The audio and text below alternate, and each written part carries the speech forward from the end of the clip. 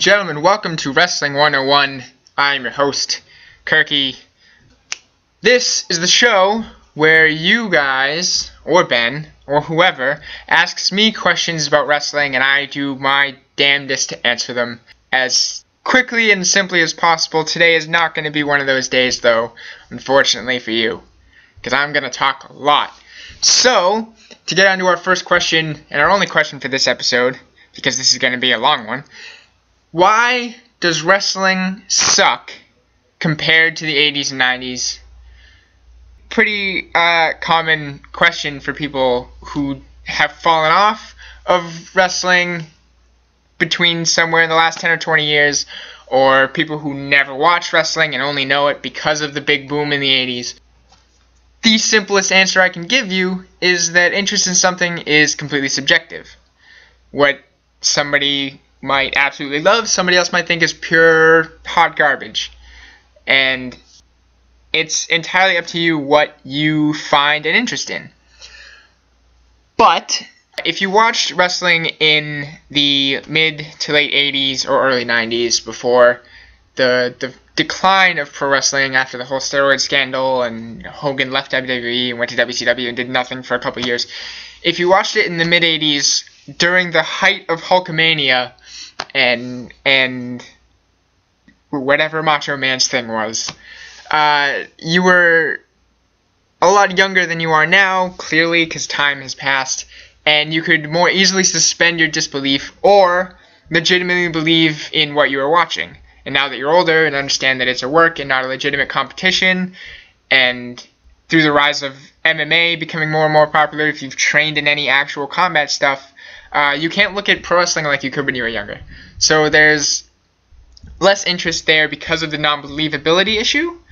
Also, with the rise of actual athletic displays and more choreography-style spots, the larger-than-life characters like Hogan and Macho Man and even Flair were few and far between for a long time. Today, it's starting to build up again with the rise of guys like Kevin Owens and Seth Rollins and people who can get over their character, even if it's just a guy basically being himself, turned up to 11. In all honesty, the only thing that someone who isn't already a wrestling fan can be wowed by these days is the actual athletic performance of the people in the ring and their ability to do the things they do without usually seriously injuring themselves and each other. It is much more difficult to get into wrestling for the first time today than it was in the height of Hulkamania in the 80s. That argument can be made. I wouldn't personally agree with it, but the argument is there. But what we've lost in simplistic, basic storylines with the over-the-top reactions to every little thing in the ring, we've gained an infinite amount in terms of actual technical wrestling and athletic ability in the ring, and the showmanship of what people can actually do. So if you look at the majority of wrestling in the 80s, it's very punch-kicky, because that was all a lot of guys could do back then. Very few were the likes of Steamboat and Flair, and guys who were amazing technical wrestlers, or the early high flyers that we see now.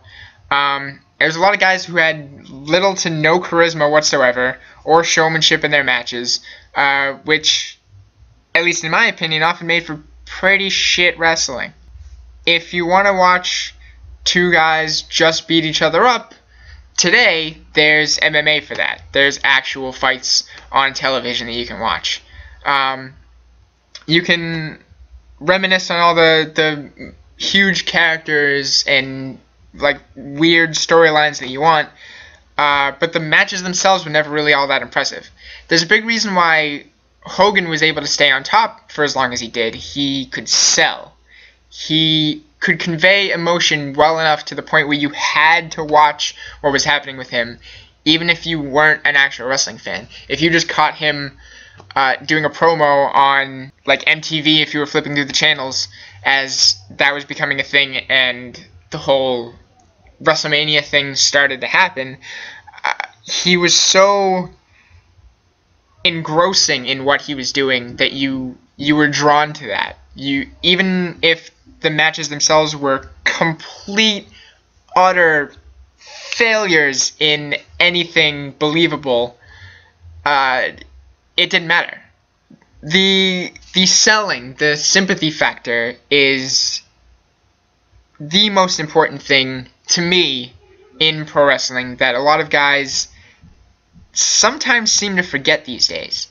You can have guys like Ricochet and Will Ospreay and Mark Andrews and Andrew Everett and guys who can do all these crazy athletic things that I couldn't do in my wildest dreams, but sometimes there is the occasional, oh, he just took a reverse Rana and he's up fighting back 10 seconds later. Like that, sometimes that shouldn't happen. That can drive away viewers and be like, oh, this is rubbish. They're just doing this just to show off what they can actually do. They're not actually going after anything during the match. They're just doing whatever. Which is essentially what Vader got so mad about. Oh, these guys are just doing flips for the sake of doing flips. There's no story here, blah, blah, blah, which there usually is. The story usually with guys like that would be which one of these guys is the more crazy athletic dude who can do the biggest thing possible before the other guy. Sometimes that's a good enough story. I myself enjoy watching that because I'll never be able to do that, just like I enjoy watching Conor McGregor knock the shit out of people, because I'll never be able to do that either. That's impressive to me. That will pull me into a match, is what they're actually doing themselves. But selling the effectiveness of some of those things sometimes isn't all there.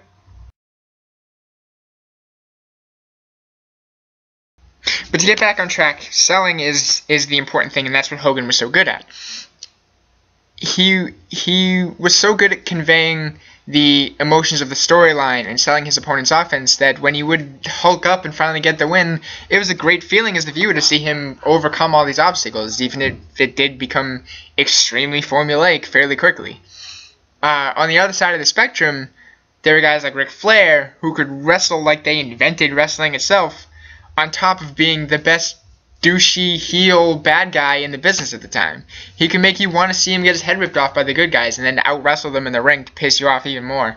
So that when he did finally get beaten up, it was the greatest thing you've seen since the moon landing.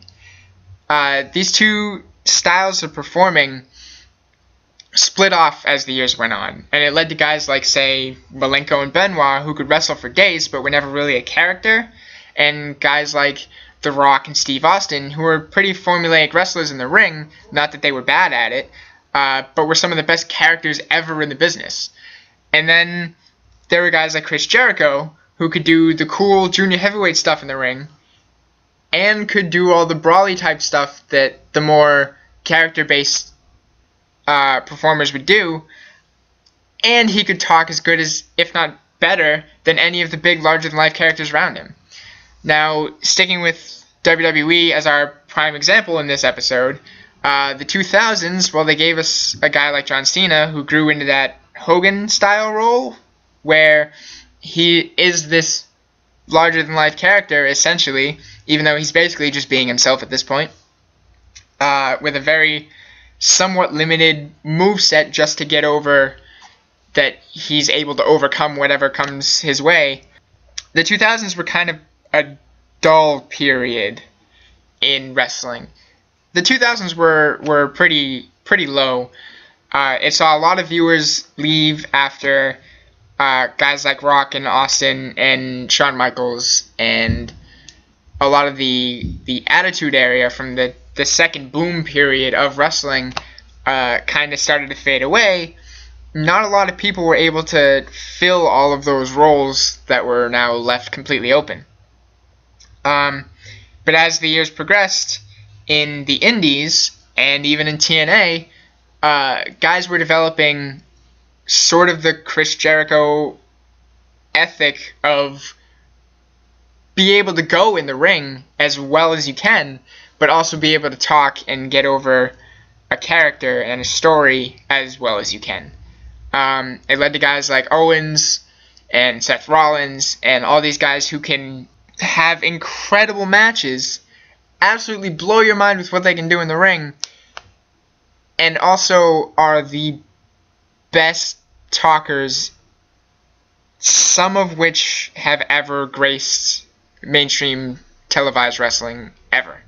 You get guys who are amazing in the ring with everyone they're in there with, and who are great characters that even casual fans or people who are watching for the first time can actually latch onto as something of interest to bring them back week after week.